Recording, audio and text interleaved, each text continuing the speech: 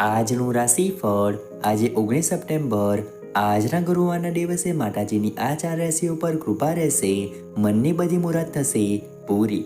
જ્યોતિષમાં રાશિફળનું વિશેષ મહત્વ છે. રાશિફળ મુજબ આજે કેટલાક જાતકોને ભાગ્યનો સાથ મળશે, જ્યારે કેટલાક જાતકોને પરિવારનો સાથ મળશે, પરંતુ કેટલાક જાતકોને નુકસાન પણ થઈ શકે છે. પહેલી રાશિ છે મેષ રાશિ. આજે તમારી ઉર્જા અને ઉત્સાહ ટોચ પર હશે. નવા પ્રોજેક્ટ શરૂ કરવા માટે આ શ્રેષ્ઠ દિવસ છે. તમારી સર્જનાત્મકતા તમને નવી તકો તરફ દોરી જશે. વ્યક્તિગત સંબંધોમાં ખુલ્લા અને પ્રમાણિક રહો.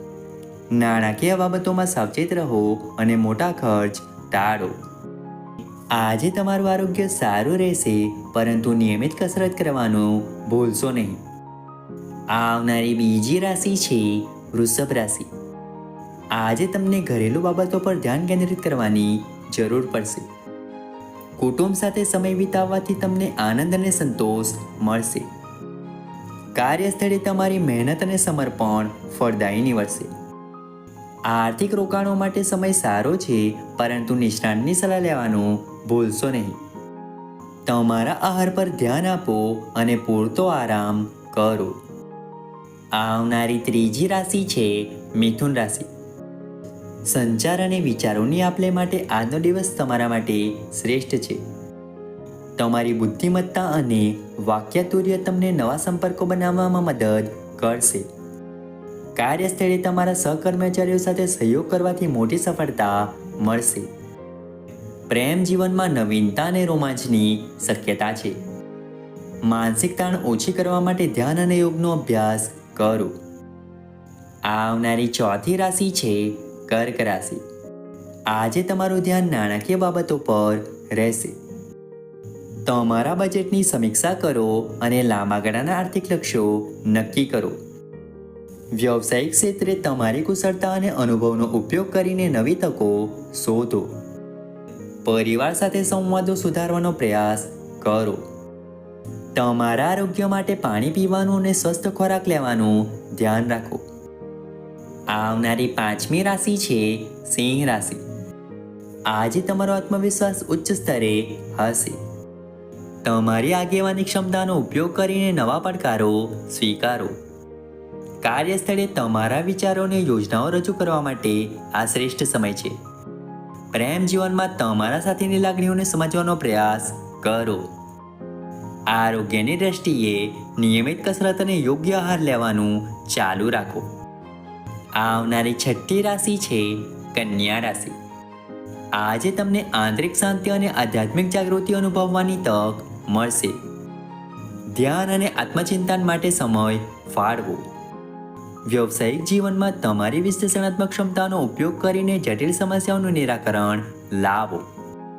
મિત્રો અને પરિવાર સાથે સંબંધો મજબૂત બનશે. તમારા આરોગ્ય માટે પૂરતી ઊંઘ લેવાનું સુનિશ્ચિત કરો. આવનારી સાતમી રાશિ છે તુલા રાશિ. સામાજિક સંપર્કો અને મૈત્રીપૂર્ણ સંબંધો માટે આજનો દિવસ શ્રેષ્ઠ છે. નવા લોકોને મળો અને તમારું નેટવર્ક વિસ્તૃત કરો. કાર્યસ્થળે સહકાર અને ટીમવર્ક પર ભાર મૂકો. પ્રેમ જીવનમાં તમારા સાથી સાથે ખુલ્લા અને પ્રમાણિક સંવાદ કરો. આરોગ્યની બાબતમાં સંતુલિત આહાર અને હળવી કસરત પર ધ્યાન આપો. આવનારી આઠમી રાશિ છે વૃશ્ચિક રાશિ. આજે તમારું ધ્યાન કારકિર્દી અને વ્યવસાયિક લક્ષ્યો પર રહેશે. તમારી મહત્વાકાંક્ષાઓને આગળ વધારવા માટે નવી તકો શોધો. તમારી દ્રઢતા અને સમર્પણ તમને સફળતા તરફ દોરી જશે. વ્યક્તિગત સંબંધોમાં સમજદારી અને ધીરજ રાખો. આર્થિક બાબતોમાં સાવચેત રહો અને જોખમી રોકાણથી દૂર રહો. તણાવ ઘટાડવા માટે ધ્યાન અને યોગનો અભ્યાસ કરો. આવનારી નવમી રાશિ છે ધન રાશિ. આજે તમારી સાહસિક ભાવના તમને નવા અનુભવો તરફ દોરી જશે. શિક્ષણ અથવા પ્રવાસ સંબંધિત તકો શોધો. કાર્યસ્થળે તમારા જ્ઞાન અને અનુભવનો ઉપયોગ કરીને સમસ્યાઓનું નિરાકરણ લાવો. પ્રેમ જીવનમાં તમારા સાથી સાથે નવી પ્રવૃત્તિઓ આજમાવો. તમારા આરોગ્ય માટે બહારની પ્રવૃત્તિઓ અને કસરત પર ધ્યાન કેન્દ્રિત કરો.